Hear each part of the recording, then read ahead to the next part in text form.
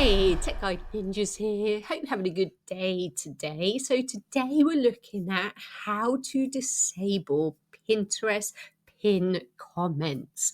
So if you've had enough of like abusive comments or spam comments, or maybe if you just got a personal profile and you don't want anyone to comment on your pins, that's absolutely fine. You can disable them. I'm going to show you how to do that. So from your home feed, click on the top right hand corner, click down and click on settings.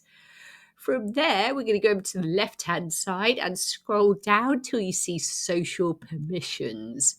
From there, scroll down a little bit further and you'll see a section that says comments.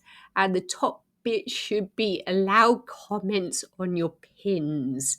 So you can turn this off. And if you do turn it off, then you need to click save for it to be activated.